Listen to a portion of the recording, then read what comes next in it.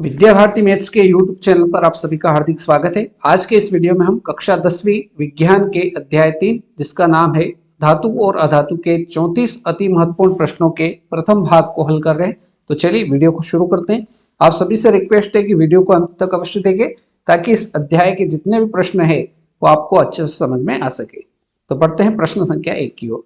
प्रश्न संख्या 1 है, निम्न में से कौन अधातु है? हमें क्या बताना है? अधातु बताना है। कार्बन, सोडियम, एल्यूमिनियम या कैल्शियम। तो इनमें से कौन सी अधातु है? तो ये अधातु हो जाएगी कार्बन।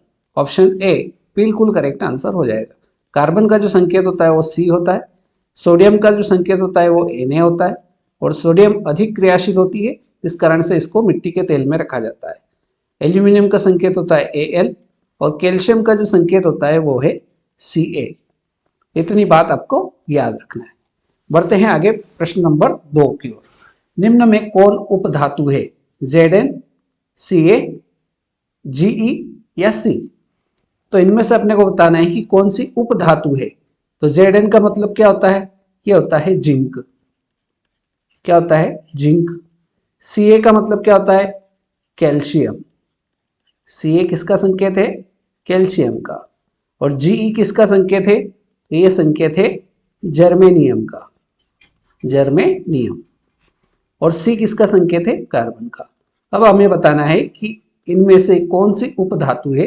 तो उपधातु जो हो जाएगी वो हो जाएगी जर्मेनियम, जिसका संकेत होता है Ge। ऑप्शन सी बिल्कुल करेक्ट आंसर हो जाएगा। आगे बढ़ते हैं प्रश्न संख्या 3 पर। जिंक ब्लेड निम्न में से किस धातु का अयस्क है? Hg, Zn, Fe या Al? तो हमें बताना है कि जिंक ब्लेड, और जिंक ब्लेड का फार्मूला होता है, जो संकेत होता है वो होता है ZnS। ZnS ये किसका संकेत होता है? जिंक ब्लेड का संकेत होता है। तो किस धातु का अयस्क होता है? तो ये होता है Zn, जिंक का संकेत होता है। राइट। तो ऑप्शन बी इसका एकदम करेक्ट आंसर होगा। प्रश्न संख्या 4। खाद्य पदार्थ के डिब्बों पर जिंक की बजाय टीन का लेप क्यों होता है? ऑप्शन ए है, टीन की अपेक्षा जिंक महंगा है। टीन की अपेक्षा जिंक का गलनांक अधिक है। ऑप्शन सी है, टीन की अपेक्षा जिंक अधिक अभिक्रियाशील है। ऑप्शन डी है, टीन की अपेक्षा जिंक कम अभिक्रियाशील है। तो खाद्य पदार्थ के डिब्बों पर जिंक की बजाय टीन का लेप इसलिए रहता है क्योंकि टीन की अपेक्षा जिंक अधिक अभिक्रियाशील है। ऑप्शन सी एकदम करेक्ट आंसर हो जाएगा। प्रश्न संख्या 5। प्रश्न संख्या 5 है, कौन विद्युत का सर्वोत्तम सुचालक है? Cu, Ag, Al या Fe? तो Cu का मतलब क्या होता है? कॉपर। किसका संकेत है? कॉपर का। Ag किसका संकेत है? तो Ag संकेत है चांदी का। किसका संकेत है? चांदी का। Al किसका संकेत है? तो एल्यूमिनियम का। एल्यूमिनियम। और Fe किसका संकेत है? ये लोहे का। तो हमें बताना है कि कौन विद्युत का सर्वोत्तम सुचालक है। तो चांदी विद्युत का सर्वोत्तम सुचालक है। ऑप्शन बी Ag इसका एकदम करेक्ट आंसर हो जाएगा। प्रश्न संख्या 6। निम्न में कौन उपधातु है? Fe, Cu, Ni या Sb? अब इनके मतलब जान लेंगे। Fe किसका संकेत होता है? तो Fe होता है संकेत लोहे का। Cu किसका होता है? तो Cu कहते हैं कॉपर को। Ni ये निकिल। और Sb ये होता है एंटीमनी। क्या होता है? एंटीमनी का संकेत होता है Sb। तो हमें पूछा है प्रश्न में, निम्न में कौन उपधातु है? तो उपधातु हो जाएगी आपकी Sb या एंटीमनी। ऑप्शन डी इसका एकदम करेक्ट आंसर हो जाएगा। प्रश्न नंबर 7। पीतल है, धातु है, अधातु है, मिश्र धातु है या उपधातु है? तो पीतल जो होता है वो किससे मिलकर बना होता है? तो पीतल कॉपर और जिंक के मिश्रण से बनता है। और कॉपर का संकेत क्या होता है? Cu होता है और जिंक का संकेत होता है Zn। तो ये दोनों के संकेत से मिलता है, इसलिए ये क्या हो जाएगा? मिश्र धातु हो जाएगा। ऑप्शन सी एकदम करेक्ट आंसर हो जाएगा। राइट। प्रश्न नंबर 8, निम्न में कौन आयनिक यौगिक है? CH4, CO2, CaCl2 या NH3? तो इनमें से कौन आयनिक यौगिक है? तो आयनिक यौगिक हो जाएगा आपका CaCl2। ऑप्शन सी इसका बिल्कुल करेक्ट आंसर हो जाएगा। Ca जो होगा वो पॉजिटिव होगा और Cl जो होगा वो नेगेटिव होगा। तो ऑप्शन सी इसका एकदम करेक्ट आंसर हो जाएगा। आगे बढ़ते हैं। प्रश्न संख्या 9, निम्न में कौन सा पदार्थ ऑक्सीजन से संयोग नहीं करता है? तांबा, सोना, जिंक या पोटेशियम? तो हमें बताना है कि इनमें से कौन सा पदार्थ है जो ऑक्सीजन से संयोग नहीं करता है। तो ऑक्सीजन से संयोग नहीं करता है सोना, इसीलिए हम उसको आभूषण के रूप में पहनते हैं तो वो खराब भी नहीं होता है। तो ऑप्शन बी इसका एकदम सही उत्तर रहेगा। प्रश्न संख्या 10, शुद्ध सोना को व्यक्त किया जाता है 20 कैरेट, 24 कैरेट, 22 कैरेट, 24 कैरेट या 26 कैरेट? तो शुद्ध सोना जो होता है वो होता है 24 कैरेट का। लेकिन अगर आपसे ये पूछा जाए कि आभूषण जो बनाने में कितने कैरेट का उपयोग होता है, तब ऐसी स्थिति में आपका आंसर होगा 22 कैरेट, माफ कीजिए 22 कैरेट का उपयोग जो आभूषण बनाने के लिए जो सोने का उपयोग करते हैं उसमें 22 कैरेट सोने का यूज करते हैं। तो हमसे फिलहाल इस प्रश्न में पूछा क्या था? शुद्ध सोने को व्यक्त किया जाता है, तो 24 कैरेट ऑप्शन सी इसका एकदम करेक्ट आंसर होगा। प्रश्न संख्या 11, कौन सी अधातु कमरे के ताप पर द्रव अवस्था में होती है? अब आपको यहाँ पर दो प्रश्न में बताता हूं। अगर आपसे पूछ ले कि कौन सी धातु कमरे के ताप पर द्रव अवस्था में होती है, तब ऐसी स्थिति में आपको लगाना है पारा। क्या लगाना है? पारा, Hg, या उसको एक और कहते हैं मरकरी। ये किसकी बात हुई? धातु की। लेकिन प्रश्न में क्या बोला है? अधातु कमरे के ताप पर द्रव अवस्था में होती है, तो लगाना है अपने को ब्रोमीन, और ब्रोमीन का जो संकेत होता है वो होता है Br। इतनी बात अपने को याद रखना है। प्रश्न संख्या 12, सीसा और टीन की मिश्र धातु को क्या कहते हैं? गन मेटल, स्टील, अधातु या सोल्डर? तो सीसा और टीन की जो मिश्र धातु होती है उसको कहा जाता है सोल्डर। ऑप्शन डी बिल्कुल करेक्ट आंसर हो जाएगा। प्रश्न संख्या 13, निम्न तत्वों में किसकी आयनन ऊर्जा अधिकतम होती है? Cl, F, I या Br? तो हमें बताना है कि निम्न तत्वों में से किसकी आयनन ऊर्जा अधिकतम होती है? तो ये होती है फ्लोरीन की। ऑप्शन बी इसका एकदम करेक्ट आंसर हो जाएगा। एफ को क्या बोलते हैं? फ्लोरीन। अगर आपसे ऐसा पूछ ले कि फ्लोरीन जो होता है, याद रखिए सबसे अधिक विद्युत ऋणात्मक जो होता है वो फ्लोरीन होता है। लिख देता हूं मैं, सबसे अधिक विद्युत ऋणात्मक कौन होता है? तो ये होता है आपका फ्लोरीन। ये बात भी अपने को याद रखना है। आगे बढ़ते हैं। प्रश्न संख्या 14, सबसे अधिक अभिक्रियाशील है Hg, मरकरी या पारा, Ag, K या Cu? तो सबसे अधिक अभिक्रियाशील जो होगा वो होगा K, जिसको कहते हैं पोटेशियम। क्या कहते हैं? पोटेशियम। तो पोटेशियम सबसे अधिक अभिक्रियाशील होता है। ऑप्शन सी एकदम करेक्ट आंसर हो जाएगा। प्रश्न संख्या 15, निम्न में कौन अधातु है? Fe, C, Al या Au? तो हमने प्रश्न नंबर 1 में पढ़ लिया था कि कार्बन जो है वो अधातु है, तो ऑप्शन बी इसका एकदम करेक्ट आंसर हो जाएगा। Fe जो होता है वो लोहा होता है, और लोहा क्या है? धातु है। लोहा क्या है? धातु है। Al जो है वो क्या है? एल्यूमिनियम है। एल्यूमिनियम का संकेत है Al, और एल्यूमिनियम भी क्या है? धातु है। Au किसका संकेत है? सोने का, और सोना भी क्या है? धातु है। लेकिन कार्बन क्या है? C किसका संकेत है? कार्बन का, लेकिन कार्बन क्या है? अधातु है। ठीक है, तो इतनी बात अपने को याद रखना है। प्रश्न संख्या 16, कार्बन क्या है? लीजिए, धातु है, उपधातु है, अधातु है, या इनमें से कोई नहीं? तो हलवा प्रश्न है, अभी किया आप लोगों ने। आप सभी बता देंगे कार्बन जो है वो अधातु है। ऑप्शन सी बिल्कुल करेक्ट आंसर हो जाएगा। प्रश्न क्रमांक 17, सिलिका क्या है? धातु, अधातु, उपधातु या यौगिक? तो सिलिका जो होता है, सिलिका का संकेत जो सूत्र देख लीजिए, इसका सूत्र होता है SiO2। इसका रासायनिक सूत्र होता है सिलिका का SiO2 और सिलिका जो है वो यौगिक है। तो ऑप्शन डी इसका बिल्कुल करेक्ट आंसर हो जाएगा। आगे बढ़ते हैं क्वेश्चन नंबर 18। क्वेश्चन नंबर 18 है, सक्रियता श्रेणी में हाइड्रोजन के ऊपर के धातु अम्लों से अभिक्रिया कर हाइड्रोजन आयन बनाते हैं, गलत बात।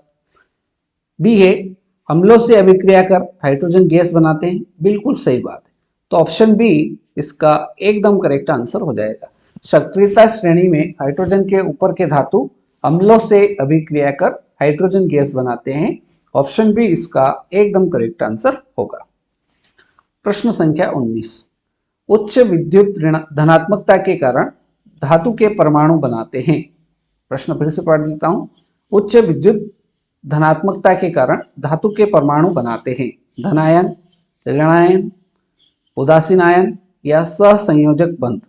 तो उच्च विद्युत धनात्मकता के कारण धातु के जो परमाणु बनाते हैं वो बनाते हैं धन आयन। ऑप्शन ए एकदम करेक्ट आंसर हो जाएगा। प्रश्न संख्या 20, अयस्क से चुंबकीय अशुद्धियों को दूर करने के लिए जो विधि प्रयुक्त की जाती है वह है हाथ से चुनने की विधि, गुरुत्व पृथक्करण विधि, फैन प्लवन विधि या चुंबकीय पृथक्करण विधि। तो अयस्क से चुंबकीय अशुद्धियों को दूर करने के लिए जो विधि प्रयुक्त की जाती है उसको कहा जाता है चुंबकीय पृथक्करण विधि। ऑप्शन डी एकदम सही उत्तर हो जाएगा। राइट। प्रश्न संख्या 21, सल्फाइड अयस्कों का सांद्रण किया जाता है हाथ से चुनकर, निक्षालन द्वारा, फैन प्लवन द्वारा या निस्तापन द्वारा। तो सल्फाइड अयस्कों का जो सांद्रण होता है वो होता है फैन प्लवन द्वारा। ऑप्शन सी इसका एकदम करेक्ट आंसर हो जाएगा। प्रश्न संख्या 22, निम्न में से कौन एल्यूमिनियम का मिश्र धातु है? मैग्नीशियम, जर्मन सिल्वर, पीतल या कांसा। तो हमें बताना है कि इन चारों ऑप्शन में से एल्यूमिनियम का मिश्र धातु है। तो एल्यूमिनियम जो होता है वो बनता है मैग्नीशियम और एल्यूमिनियम से। क्या होता है उसमें? तो उसको कहते हैं मैग्नीशियम। ऑप्शन ए इसका एकदम करेक्ट आंसर हो जाएगा। मैग्नीशियम जो होता है वो उसमें मैग्नीशियम और एल्यूमिनियम दोनों होता है। तो ऑप्शन ए इसका एकदम राइट आंसर हो जाएगा। प्रश्न संख्या 23, बॉक्साइट निम्न में से किस धातु का मुख्य अयस्क है? बहुत बार प्रश्न पूछा गया है, लगभग 10-12 बार प्रश्न ये परीक्षा में पूछा गया है। तो अपने को याद होना चाहिए कि बॉक्साइट किस धातु का मुख्य अयस्क है। तो ये हो जाएगा आपका एल्यूमिनियम का मुख्य अयस्क है। ऑप्शन डी इसका एकदम करेक्ट आंसर रहेगा। आगे बढ़ते हैं क्वेश्चन नंबर 24, कॉपर का निष्कर्षण मुख्यतः किस अयस्क से किया जाता है? Copper glass, copper pyrites, cuprite या इनमें से कोई नहीं। तो कॉपर का जो निष्कर्षण है किस अयस्क से किया जाता है? तो ये किया जाता है कॉपर पाइराइट्स। ऑप्शन बी इसका एकदम करेक्ट आंसर हो जाएगा। इसका सूत्र भी आप याद रख लीजिए। इसका संकेत होता है CuFeS2। ये होता है कॉपर पाइराइट्स। ठीक है। कॉपर ग्लास का भी याद रख सकते हो, तो लिख देता हूं मैं आपको Cu2S। क्यूप्राइट का होता है Cu2O। ठीक है। तो फिलहाल अपने को इस प्रश्न में पूछा था कॉपर का निष्कर्षण मुख्यतः किस अयस्क से किया जाता है?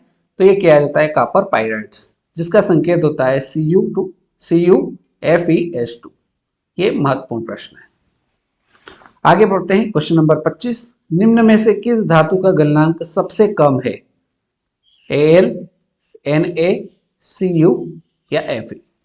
तो हमें बताना है कि निम्न में से किस धातु का गलनांक सबसे कम है। तो ये है सोडियम का। ऑप्शन बी Na जिसका संकेत किसका संकेत होता है, ये सोडियम का संकेत होता है। तो ऑप्शन बी सोडियम इसका एकदम करेक्ट आंसर रहेगा। प्रश्न संख्या 26, साधारण गंधक किस आणविक रूप में पाया जाता है? एस, H2 के रूप में, S8 के रूप में या S4 के रूप में? तो साधारण गंधक जो होता है वो किस आणविक रूप में पाया जाता है? तो ये पाया जाता है S8 के रूप में। ऑप्शन सी एकदम करेक्ट आंसर हो जाएगा। क्वेश्चन नंबर 27, फास्फोरस का आणविक सूत्र होता है, फास्फोरस का आणविक सूत्र होता है P2, P8 या P4? तो फास्फोरस का आणविक सूत्र जो होता है वो होता है P4। ऑप्शन डी इसका एकदम करेक्ट आंसर हो जाएगा। आगे बढ़ते हैं क्वेश्चन नंबर 28, सोना निम्न में से किस द्रव में घुल जाता है? अम्लराज में, सांद्र सल्फ्यूरिक अम्ल में, सांद्र नाइट्रिक अम्ल में या उपरोक्त सभी में? तो हमें बताना है कि सोना निम्न में से किस द्रव में घुल जाता है। तो ये घुल जाता है अम्लराज में। ऑप्शन ए बिल्कुल करेक्ट आंसर हो जाएगा। और अम्लराज को एक और नाम से भी जाना जाता है जिसका नाम है इक्वा रेजिया भी कहा जाता है। क्या कहा जाता है? इक्वा रेजिया। तो ये बात भी अपने को याद रखने की आवश्यकता है। प्रश्न संख्या 29, अमलगम एक मिश्र धातु है जिसमें एक धातु हमेशा रहता है, कॉपर, सिल्वर, सोना या पारा? तो अमलगम एक मिश्र धातु है जिसमें एक धातु हमेशा रहती है, वो है पारा, Hg। ऑप्शन डी पारा इसका एकदम करेक्ट आंसर हो जाएगा। प्रश्न संख्या 30, वह धातु जो सिर्फ अम्लराज में घुलता है, वह धातु जो सिर्फ अम्लराज में घुलता है कौन सी है? Al मतलब एल्यूमिनियम, Fe का मतलब क्या होता है? सोना, लोहा, Au का मतलब होता है सोना और Cu इसका मतलब होता है कॉपर। तो हमें बताना है कि इनमें से कौन सी धातु है जो सिर्फ अम्लराज में घुलता है, तो वो है सोना। ऑप्शन सी बिल्कुल करेक्ट आंसर हो जाएगा। आगे बढ़ते हैं क्वेश्चन नंबर 31 पर, निम्न में से कौन अति ज्वलनशील है? लाल फास्फोरस, श्वेत फास्फोरस, साधारण गंधक या प्लेटेस्टिक गंधक? तो इनमें से हमको बताना है कि कौन अति ज्वलनशील है। तो ये हो जाएगा अति ज्वलनशील श्वेत फास्फोरस। ऑप्शन बी एकदम करेक्ट आंसर हो जाएगा। प्रश्न नंबर 32, व्यावसायिक स्तर पर एल्यूमिनियम धातु का निष्कर्षण किस अयस्क से किया जाता है? क्रायोलाइट, बॉक्साइट, कोरंडम या इनमें से कोई नहीं? तो व्यावसायिक स्तर पर एल्यूमिनियम धातु का जो निष्कर्षण होता है वो किस अयस्क से किया जाता है? तो ये किया जाता है बॉक्साइट से। ऑप्शन बी बिल्कुल करेक्ट आंसर हो जाएगा। बॉक्साइट का जो सूत्र होता है वो होता है Al2O3.2H2O। क्या होता है? Al2O3.2H2O। क्रायोलाइट का संकेत क्या होता है? तो ये होता है Na3Al ये इसका संकेत होता है। और कोरंडम का भी संकेत आपको लिखवा देता हूं मैं, ये होता है Al2O3।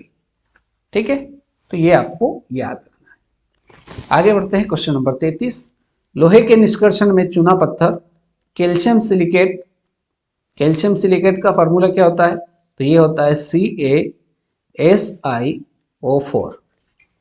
कैल्शियम सिलिकेट एक यौगिक बनाता है, यह यौगिक क्या कहलाता है? भर्जन, प्रगलन, द्रावक या धातुमल? तो लोहे के निष्कर्षण में चूना पत्थर कैल्शियम सिलिकेट जिसका संकेत होता है CaSiO4 एक यौगिक बनाता है, वह यौगिक जो होता है उसको कहते हैं धातुमल। राइट, तो धातुमल को अंग्रेजी में क्या कहते हैं? इसको कहते हैं स्लेग। ऐसा भी लिखा हुआ आ सकता है परीक्षा में। तो अपने को याद रखना है कि लोहे के निष्कर्षण में चूना पत्थर कैल्शियम सिलिकेट एक यौगिक बनाता है, यह यौगिक क्या कहलाता है? स्लेग या धातुमल कहलाता है। अब बढ़ते हैं आज के इस वीडियो का अंतिम प्रश्न, प्रश्न क्रमांक 34, किसी तत्व के गुणधर्म का दो या दो से अधिक विभिन्न रूपों में प्रस्तुतिकरण तत्व की क्या कहलाती है? अपररूपता, समावयवता, समरूपता या उभयधर्मिता? तो किसी तत्व के गुणधर्म का दो या दो से अधिक विभिन्न रूपों में प्रस्तुतिकरण तत्व की अपर रूपता कहलाती है। ऑप्शन ए इसका एकदम करेक्ट आंसर हो जाएगा। तो इस प्रकार से अध्याय 3 धातु अधातु के हमने पार्ट फर्स्ट में 34 महत्वपूर्ण वस्तुनिष्ठ प्रश्नों को हल किया। उम्मीद करता हूं कि सारे प्रश्न आपको अच्छे समझ में आ गए होंगे। इसके बाकी के जितने भी प्रश्न बचेंगे उनको हम सेकेंड पार्ट में कवर करेंगे।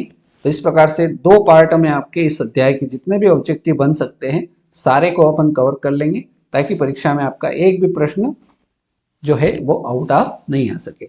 तो मिलते हैं नेक्स्ट वीडियो में इस पार्ट के नए पार्ट जिसका नाम है धातु अधातु के सेकेंड पार्ट में हम नए प्रश्नों के साथ मिलने वाले हैं।